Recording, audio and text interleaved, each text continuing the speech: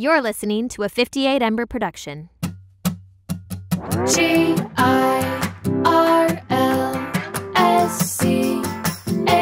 it's Girls Camp.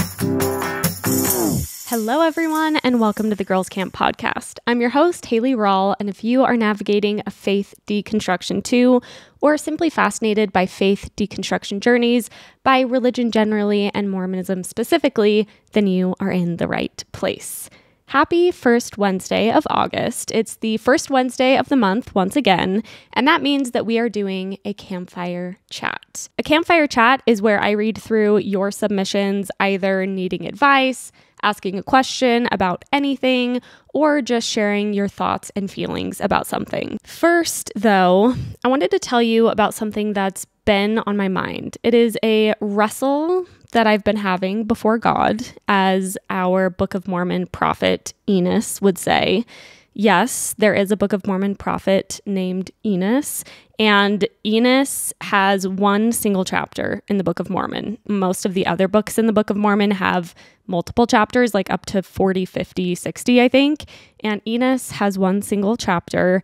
And in it, he talks about having a wrestle before God. And for some reason, that has stuck with me when I myself am wrestling with something. So my wrestle before God is that I also had a lot of you ask me my thoughts and feelings and opinions on the Ballerina Farm article, and a lot has gone down with Ballerina Farm stuff, which is very Ex-Mormon adjacent because she's Mormon. She has a lot of traditional homemaking content, and this kind of ties into that. I have been on TikTok more because of my Instagram getting deactivated. And yes, it is still deactivated as of today. Today is Monday, so this episode goes live on Wednesday. Please bless God if you are out there, if there is a God, whomever you may be, and you are listening to me right now. Please, can I have my account back? Pretty please. I would do lots of things at this point to get that account back. I'm hoping so badly for good news. Hopefully by the time this airs, who knows? But as of present moment, I do not have the account back, which has caused a lot of stress. But because I have not been scrolling on Instagram, I have been a lot more active on TikTok than I've been in a while. And there's this creator, this person who has showed up on my For You page a number of times. And basically what they have been doing is going to influencer snark pages and then coming on TikTok and quote, spilling the tea about influencers. And they especially are talking a lot about the cast members of the recently announced Hulu show, The Secret Lives of Mormon Wives. That show, for anyone who's not following it, is about this group of Utah women who I believe call themselves Mormons, but they're very much, shall I say, not traditional Mormons.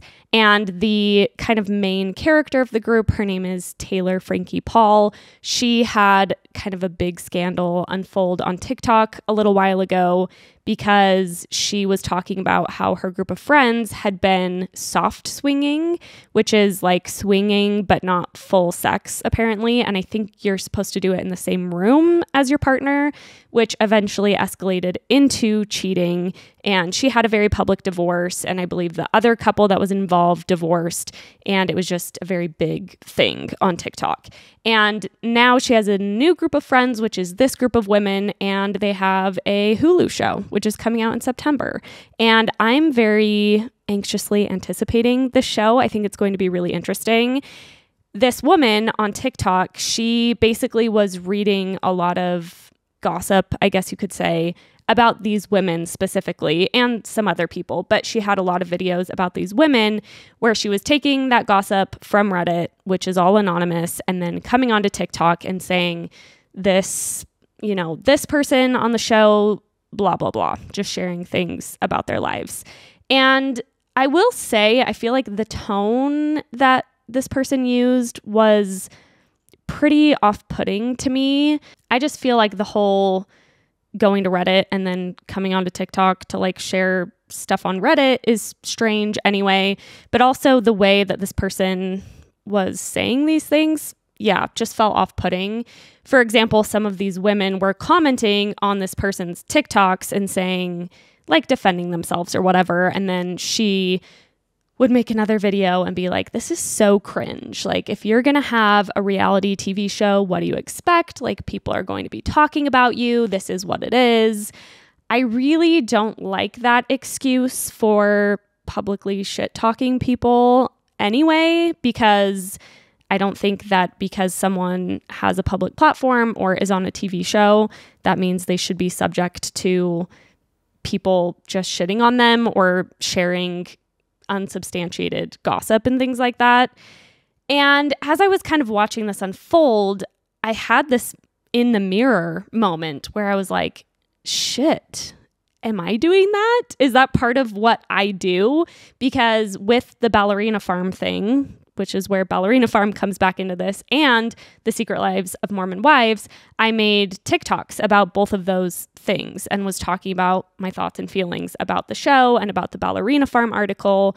And I just kind of was thinking like, oh my gosh, I hope that this is not what I'm doing. I don't want to be doing this, whatever this is. And I was kind of debriefing this with some of my friends and talking through it.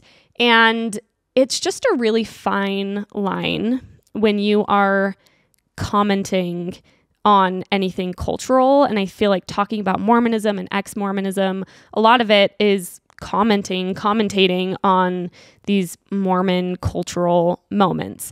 And as I was talking with my friends, they were very helpful and just kind and talking me through this. But I do feel like where I kind of differentiate how I approach topics like this is I try really hard to talk about the topic as opposed to the people. So when I'm talking about The Secret Lives of Mormon Wives, which I'm sure I will continue to talk about as it airs, there's going to be a lot of really interesting stuff that brings up.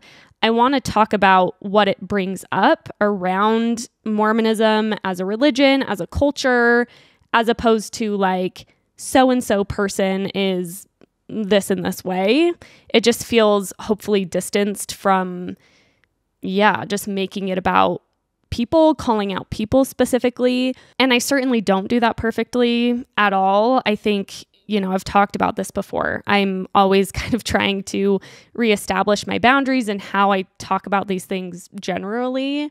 But when it comes to Ballerina Farm, and the Ballerina Farm article came out, there was an article in the Times, not the New York Times, some paper called the Times.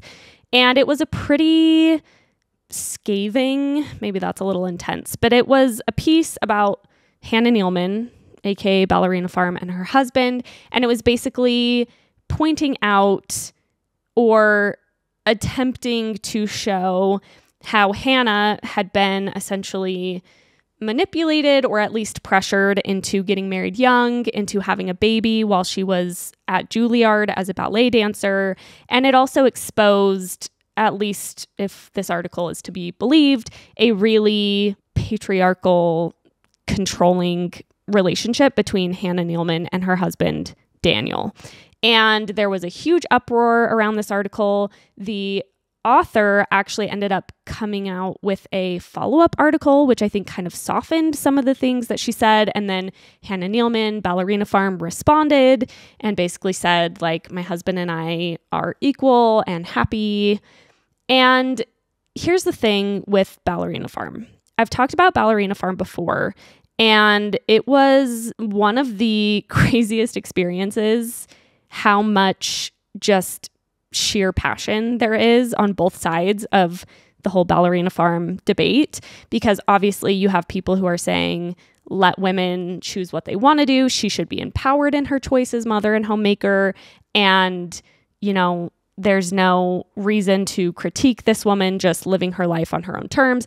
And then there's people saying, well, is it on her own terms? Has she just caved to pressure? Is this all because of Mormonism? There's kind of two camps. And basically what I said and what I feel about the Ballerina Farm thing is I don't really think it's about Hannah Nealman as a person. But Hannah Nealman as a person, as Ballerina Farm, the brand, has such a gigantic cultural impact right now that I do think it's worth talking about that impact and that message. But it feels like with this article coming out, it was even more so about Hannah, the person, and is she happy? And did she really choose this? I don't know about Hannah Nealman. What I do know is that there are many, many women in Mormonism, and because she's a Mormon, and also in probably Christianity, fundamental Christianity generally, who have been pressured to give up career aspirations, hopes, dreams, identity even, in order to marry young, to have children young, and to, live their lives in pursuit of being the perfect wives, mothers, homemakers. And what was hard for me to see in some of the many, many, many, many TikToks and subsequent articles that were written about Hannah were people saying, let's just empower women whatever they choose, because whatever a woman chooses, she should be empowered in that choice. And how dare we assume that someone can't be happy just because they have a lot of kids and they bake bread on a farm. And while I can understand that to an extent, I think that the Mormonism must be acknowledged. Not again, even in the context of Hannah, but just generally, because I, as a Mormon woman, now ex-Mormon, as I was watching so many people say, like, why is everyone so upset? Like, that's saying more about you than her. I was realizing, like, Hannah Nealman aside, because she's also a very different, she has a lot of different factors to her life than many people. I think it's really important that there are critics pointing out the very real dangers and pitfalls of a traditional setup like Hannah is living. And if the, again, article is to be believed, the dynamic between Hannah and her husband is very familiar to many of us who grew up in Mormonism. A husband who is demeaning and belittling to their wife, who believes that they're in charge and they get to make the ultimate decision, who doesn't seem very in tune with the actual needs of their partner. I think all of those things are super real. And I feel like it would be a disservice to say, rah, anyone who wants to live that lifestyle without talking about what can happen when that lifestyle is pursued, because there are many women, I know that I'm one of them, and I know, I talk to them all the time, who are pressured by Mormon messaging from their communities to live that lifestyle, find themselves down that path, very unhappy, depressed, oftentimes in abusive marriages, maybe not oftentimes, but sometimes in abusive marriages, sometimes just unhappy marriages, but without education and financial literacy to ever really get out of that situation. And I'm just super passionate about that because I've seen that happen to women I love. I hear about that happening to so many women, and I'm just passionate about there being a cultural understanding of these things, and also an understanding, especially for people outside of Mormonism, about how incredibly powerful the Mormon church is in convincing women that their true value add above anything else is as wives and mothers, and how it's difficult to determine if anyone who grows up in such an intense patriarchal setting like that really has choice. Because I don't feel like I had a lot of choice in a lot of ways, and I'm still detangling a lot of things where I'm still realizing how sometimes confusing or limited my choices feel because of all of that baggage I have around my worth and my value as a woman.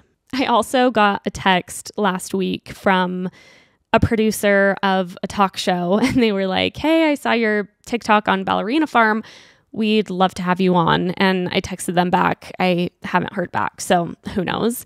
But I called Bentley because when the Secret Lives of Mormon Wives TV show came out, I had multiple people reach out to me and say, Haley, you were talking about going on a TV show, and we thought that this was the show you were going to be on, which is so funny because I'm not sure what I would have been on The Secret Lives of Mormon Wives, like just me all of a sudden popping up in that friend group and being in their TikToks.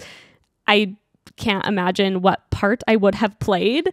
But no, I was not cast on that show. The show that I was on was supposed to air in March. And it's not a show, it's not a reality show. It's like a talk show. It was supposed to air in March and still has not aired. And I feel like I've kind of been ghosted a little bit by the production team. So if it doesn't come out soon, then I'll probably just tell you all about it because it was a very interesting experience. But when I got this other text about this other talk show, I told Bentley, I was like, what if this is some huge elaborate prank and I just keep getting invited to go on talk shows and I like fly out there, go on the talk show, and then just none of them ever air. And this just like keeps happening. Because I'm like, what are the chances I go on this talk show before the last one even airs? And then what if this one never airs?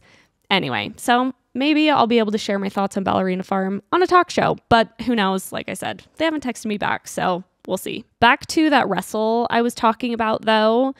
I've been really sitting with, okay, I want to feel very aligned with the content I share. I don't want to feel like I'm contributing to just rage baiting or gossip or just a lot of what we see happens on the internet. And not like I'm above that. Believe you me, I am not, but I feel like I reserve that kind of talk for the occasional text in the group chat or, you know, just chatting amongst my close people. I'm no saint when it comes to the tea, but just, yeah, in the public sphere where the people that are being spoken about can see it, and I know what a negative impact that can have on people being the receiver of some of that, I just don't want to do that. But then I also saw, this was just yesterday, I saw a quote from, I looked up how to say her name, and I don't know why it's so hard for me, Ilana Mayer, the rugby, she's having a huge moment right now. She's like the best player on the USA women's rugby team. Ilana. Anyway, she has a quote that I want to read. And then I also saw a TikTok from Drew Afualo that I want to recap because this is kind of the other side of the coin, maybe, or at least in my wrestle around this stuff. So the quote from Ilana says, I think strength and power and aggression can be feminine and can be beautiful if you want it to be. And the word that really stuck out to me in that quote was aggression. And I realized when I read that how much I've been conditioned to believe that the very worst thing a woman specifically can be is aggressive. And I think I've unpacked or deconstructed a lot of the, you know, a woman should always be loving and nurturing and maternal, like some of those things I've unpacked, but I was realizing like, oh, I am really, really scared to be perceived in any way, shape, or form as aggressive. And it kind of ties into angry and all of the rhetoric around angry women, which I also want to make a note is way more of a negative stereotype for women of color, which we are seeing in the presidential election right now with Kamala Harris being called angry and things like that. But I kind of saw that and was like, I wonder how much I'm still trying to maintain this idea of womanhood that I was sold growing up Mormon and growing up just, again, in society generally, that women should be gracious and should be kind. And then today I was scrolling through TikTok yet again, and there was a TikTok where Drew Afualo was talking to Dwight Schrute, Rainn Wilson. So Rainn Wilson, actor who plays Dwight Schrute, has his own podcast, and she was on it. And if you don't know her, go look her up. She's phenomenal. But basically, her whole platform, I would say, is around decentering men and just kind of not teaching necessarily, but just talking about decentering men and decentering the patriarchy. And I have found it hugely helpful. She's also really, really funny. But a big part of what she does is she responds to comments of men being absolutely brutal to her, usually making fun of her appearance, calling her out for all sorts of things. And then she will clap back and just decimate them. And she will talk about their appearance. She just like mocks them and makes fun of them. And it's so funny. And Rainn Wilson said, do you ever worry about responding to meanness with more meanness? Because then you're just putting out more meanness on the internet. And her response was basically that if people are mean to her, she said, if I have these men coming to be mean to me, I don't think they deserve to be met with graciousness and kindness because they're being mean to me. And it was really interesting to watch her talk about that and realize just again what I had realized with that other quote of like, oh, I just want to be perceived always as so kind and polite and gracious. And I don't think necessarily that that is not how I want to be perceived. Like, I do think there's a big piece of that aligns with my core values anyway. And not to say that Drew or anyone else is wrong if they're not this way. But I do think a lot of that is internal core how I want to be. But I also do feel like a big piece of that is centered around this perception. And I remember when I first came out with this podcast with Girls Camp, I got a lot of feedback right at the beginning that was so kind and so well-intentioned, but it was hard for me in a way because the feedback was, you are so respectful and I love how you're talking about the church having left the church, but you're not angry and you're still being so respectful and careful and kind, essentially. And that really stuck with me. And I think if you've been with me since the beginning of this podcast, you've kind of seen me probably become slowly less that way, at least in my own perception of myself, as I've showed more of my anger and I've been less polite and less kind when speaking about the organization of the church and, you know, responding to stories about individuals in the church, though anonymous, and, you know, my anger coming out in that way. And I'm actually proud of myself for that because I know that although it may be off-putting for some people, it feels more true and authentic than maybe I was at the beginning of the podcast. There's just so much to think about there as women especially, but also just as ex-Mormons who have been taught to be patient and long-suffering. And there's so many words and virtues that we were taught to be that I don't know if those always serve us best. And I think with the anger thing, a big part of my journey and healing has been accepting anger and actually embracing anger and understanding that anger is a healthy and valid response to a lot of things that we experienced as Mormons and to a lot of things that now I hear about people's experiences as Mormons. And it's not the most palatable emotion for a lot of people, even for ourselves. But I think that there's a lot of value in allowing ourselves to be that, and maybe even sometimes to be mean. And I don't want to be mean to people just to be mean, like that first person I was talking about on TikTok that I feel like was just kind of being mean and calling people cringe and exposing private details of their lives on the internet. So it's just back to that fine line that we are always walking, whether you're talking about it publicly or just how you make sense of these things in your own mind. It's just a very interesting thing to go through as an ex-Mormon and ex-religious person and any person who's trying to kind of figure out how to make sense of this big old world that we live in. Thanks for chatting that out with me. Felt good to get that off my chest. Feel like there were a lot of pieces connecting for me in a lot of different kind of roundabout ways. So it was nice to try and package that all up.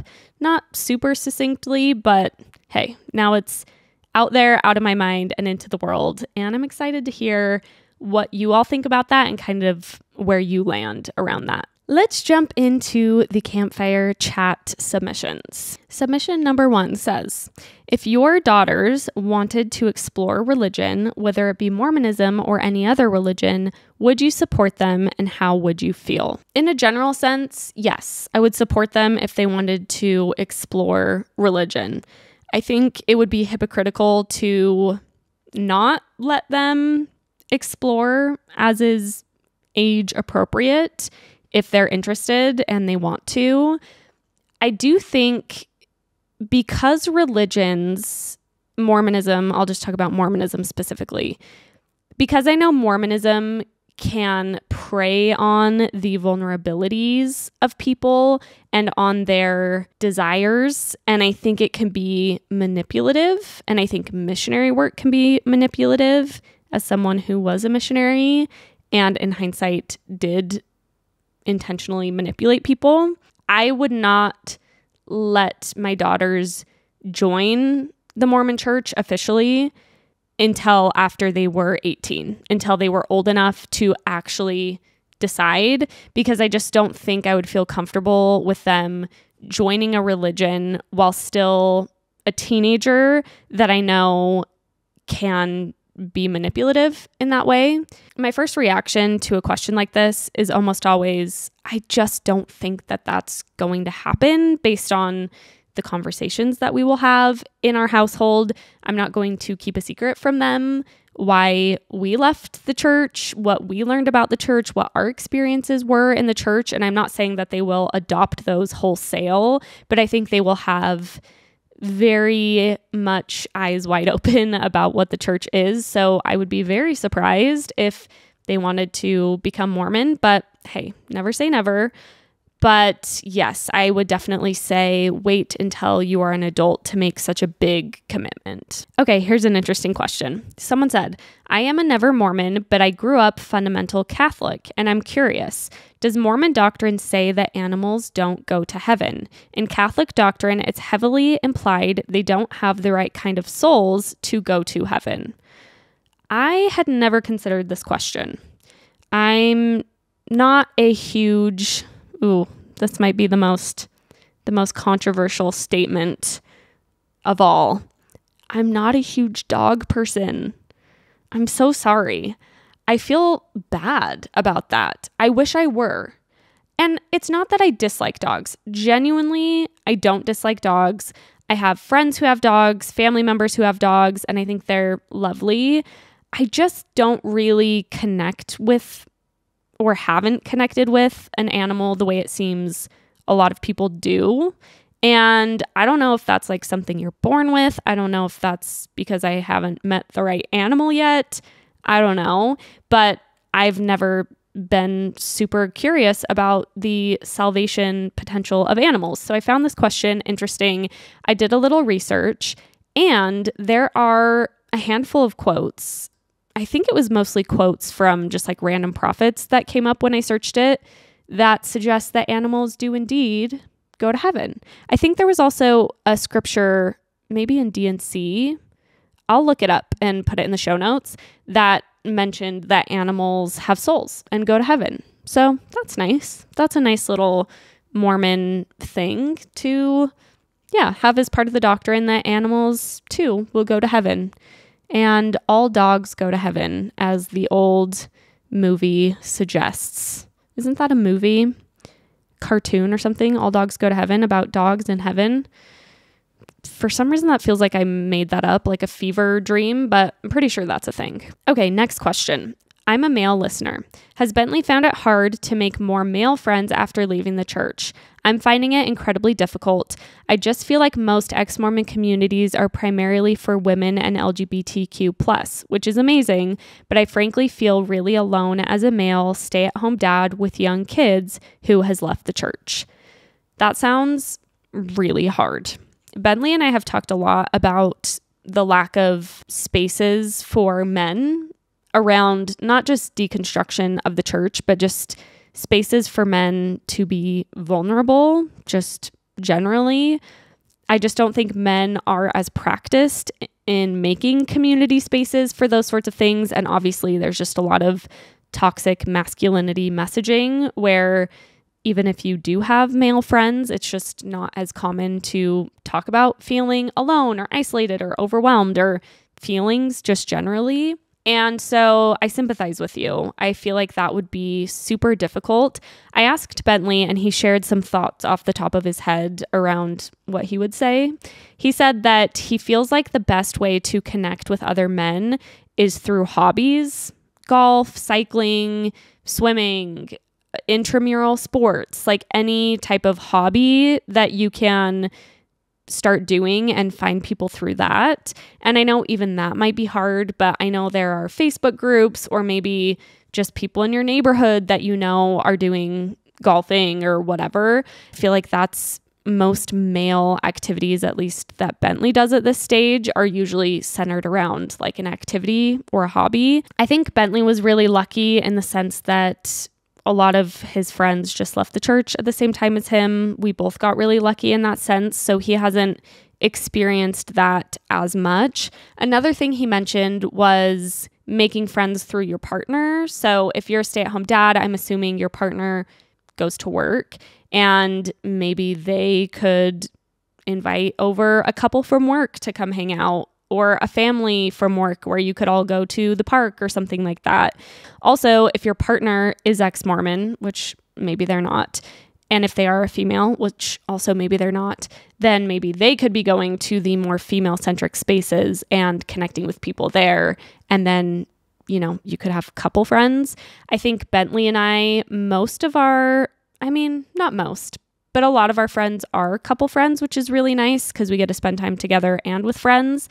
So yeah, I think we've kind of helped each other to make new friends in that way. So maybe that's useful, but sending a lot of love and solidarity because stay-at-home parenthood is very isolating in and of itself. And because it's so much less common for men to be the stay-at-home partner, I'm sure that that comes with extra isolation. And I hope that you can find some friends because you deserve it. Okay, let's see. Someone says thoughts on the Ballerina Farm article. We covered that.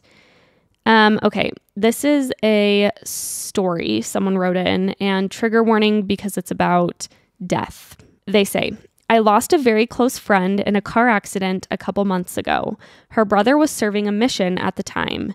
Instead of flying home to bury his sister, he pre-recorded a talk for her funeral and said how he knew that he just needed to be out serving the Lord instead. It blew my mind and sat so wrong with me. I can't even imagine choosing to stay out on your mission while you and your family grieve your sister rather than get to see her one last time. So sad and so strange. Oh, so sad and so strange indeed. We need to do a funeral episode and maybe just, how Mormonism deals with death generally, but funerals, there are so many stories about funerals. I was talking to a friend just a month or so ago, and she had just gone to a funeral, a Mormon funeral, and she said that the bishop spoke at the funeral and spent like 20 minutes talking about Joseph Smith. Just talking about Joseph Smith, giving a little talk about Joseph Smith at someone's funeral. It's just really bizarre the way funerals are treated, the way death and grief are handled. So we will do a submission story episode about that soon. This one is really crazy and unfortunately does not surprise me because I actually think that that's probably the standard. I don't know. I'm sure if you're a missionary and you said like, I want to go home because my sibling died in a tragic accident, they would send you home, hopefully, if you just like said that. But the fact that they don't say you should go home, like you need to go home, and that there is any sort of anything that makes missionaries think that it's a noble thing to do to stay out on a mission instead of go be with their own families to grieve. And how hard would it be to just fly someone home for a couple of weeks even at the bare minimum so they can be at their family member's funeral? I just hate that so bad. Also, just knowing how really missions, it's like when you're on a mission, you think it's the most important thing ever and you're so needed, but you're really not. Like, it's fine. They will be fine without you. They don't need you there. Like, you're not letting anyone down anyway. And it's just so unfortunate because, like this person said, like, that's not something that missionary can ever get back. There's no way that they can properly grieve. And then they are being told that that's like such a righteous, noble thing to do. It's all just, very, very icky. Next write-in. My mom has quoted her patriarchal blessing that says something like, quote, "One of your children will stray from the path and it will be a source of great disappointment for you." She has talked about it forever, always saying she hopes it doesn't come true, and she always takes such pride that none of her kids have left the church. I'm currently in the process of cutting ties with the church, and I'm terrified of telling her and then having her make it about herself and her image rather than what's best for me. Advice. I do not mean to diminish this tricky dynamic, but her patriarchal blessing does say that one of her kids will leave the church. So it's like someone's got to do it or else her patriarchal blessing isn't true. So you could be like, well, Mom, I am just fulfilling what your patriarchal blessing said. But really, the parent-child dynamics, it's really fascinating because so many of the submissions that I get whenever I do submissions are people, regardless of what stage of life they're in, people well into adulthood who just so badly don't want to disappoint their parents. And when I told my mom I left the church, it was probably the scariest moment of my life. Seriously. Like, I've never felt that nervous. And that was even having a pretty good idea that she would react decently okay, and she did react well. So I can sympathize, but I don't know what it would be like if I got a bad reaction or if I expected a really bad reaction. So I guess all of that just to say that you're super, super not alone in that. I think the fear of disappointing our parents lives very, very deep inside of us. And with there being so much for our parents riding on our righteousness, for so many of our parents at least, it's a really tricky spot to be in. I always just say you gotta rip the Band-Aid off sometime, and you'll probably feel better once you're ready and you just do it. You'll probably feel better eventually, at least. And I don't think it gets less scary. I just think you get to a point where you feel like it feels necessary to do, but the fear of it doesn't really go away. So you're welcome. Just me telling you how scary it is and how utterly terrifying it is. Sorry that's probably not very helpful, but at least you know you're not alone in it for what it's worth. Okay, someone asks, did you ever question your sexuality after deconstructing? I don't think I really questioned it in the sense of like, oh, maybe I'm bisexual or gay. I definitely have had moments where I've really sat and like thought about it. Like, would I enjoy making out with a woman? And would I have experimented if I didn't grow up Mormon?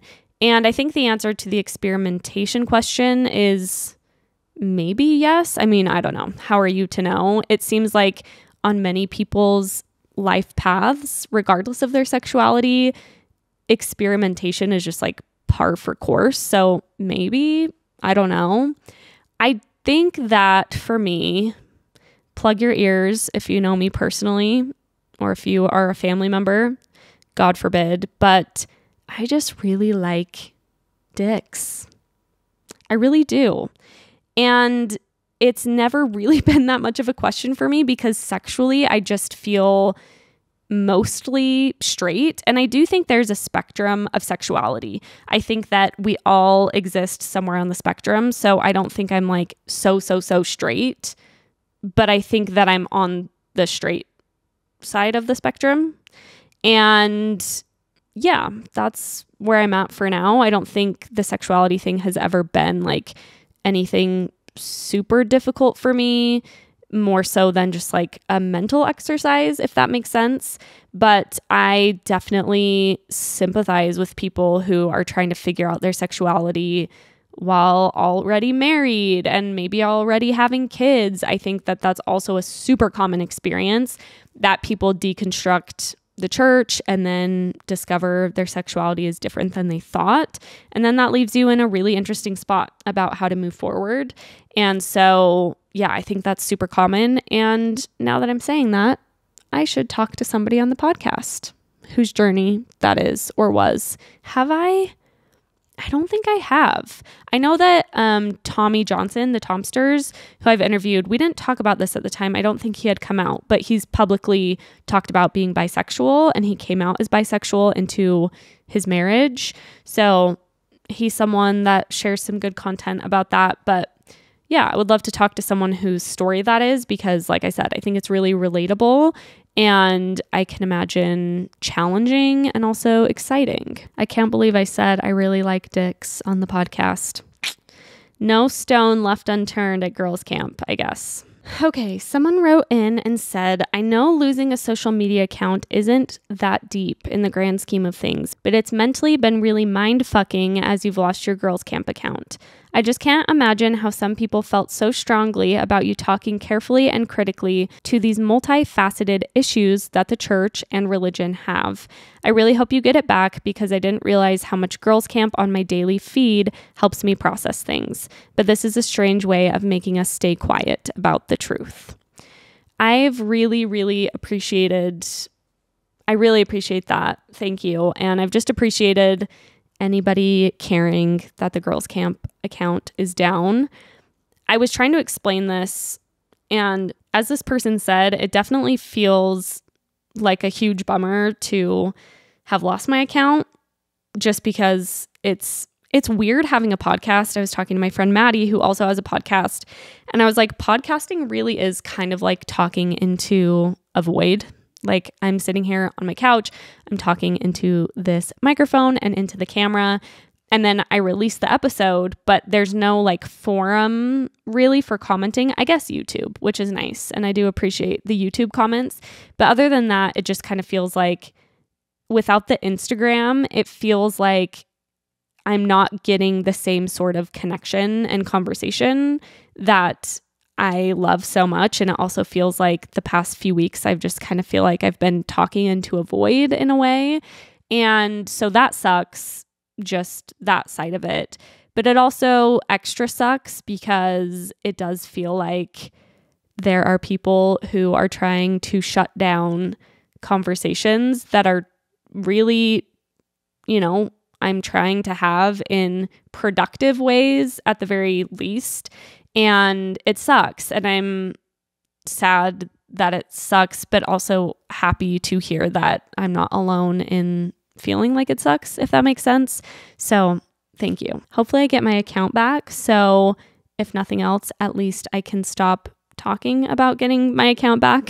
I'm like always trying to remind myself, like, I know that no one wants to hear me whine and moan about getting my Instagram account back, but I do want to whine and moan about getting my Instagram account back just a little bit. Okay, next question. I'm having a really hard time rejecting the things I was taught in the Mormon church. For example, my sexuality. I know that I should care about my own pleasure and enjoyment, but I can't help but just revert back to serving my husband and his needs and wants and just focusing on him because it makes me so uncomfortable to have any focus on me. I can relate big time. I think that, yeah, it's not only this feeling of I'm a woman and so I am meant to pleasure my husband and make sure that my husband is sexually satisfied, but I also think it's connected to just not wanting to be a sexual being yourself and not wanting to tap into your own sexuality because it feels, at least I'm speaking for myself here, like it feels embarrassing to be perceived as a sexual being when my whole life I've found that embarrassing. It's a hard one to reverse. I have two thoughts. The first one is the answer to nearly everything in life, which is masturbate. masturbating cures a whole host of woes and ills, but especially it helps you connect to yourself and learn to experience pleasure not only on your own terms, but for yourself. And that was huge for me in my sexual journey of just realizing I can feel sexual pleasure just for me, not in service of my husband, not even in the presence of my husband, but just for me, myself, and I. I think that's helped me with that. And the other thing I thought of is maybe have sex, have a sexual experience with your partner, tell them what you're experiencing and say, can we make this time about me? Like, I'm working on this thing and I want to do this. And guess what? I bet your partner will have a lot of fun with that and also find that really sexy and fun. I think in sex, it can be fun to kind of switch off that feeling, like have certain times be more in the service of the other person, and to take turns doing that can sometimes just be spicy and fun in its own way. So hopefully your partner would be supportive of that, and yeah, could be really fun. I also think there's a thing in heterosexual partnerships where you feel like, or at least I felt like, and I'm kind of a lucky orgasmer. It's not very difficult for me to orgasm, so that's not my trial in life or in sex. Like, I know for a lot of people, oftentimes women, it can be difficult to orgasm. But anyway, I feel like maybe you could have sex and your partner doesn't even orgasm that time, and it could just be about you. And I mean, there's no need to withhold that, but I don't know. It could be an interesting exercise as you're really trying to deconstruct and unpack that. Okay, I think I'm going to end there for today. We covered a whole range of things, didn't we? Love me a smorgasbord of ex-religious related topics to discuss. So thanks for writing in. As always, I was going to say, well, here I am talking about my Instagram account again. I was going to say I usually have my question box living on the Girls Camp account for Campfire Chats, but right now that is not the case. But hopefully back up soon will be just the continuous Campfire Chat submission box. So if you ever have a thought, a question, a need for advice, submit it there. I'm probably more likely to see that than in the DMs too. So that will hopefully, again, be something you can submit to sooner rather than later. As always, if you can support the podcast by reviewing, by liking, subscribing, sharing, commenting, it means the world to me and helps so much. Thank you for being here. Thank you for listening. I can't wait to chat with you again next week. Bye.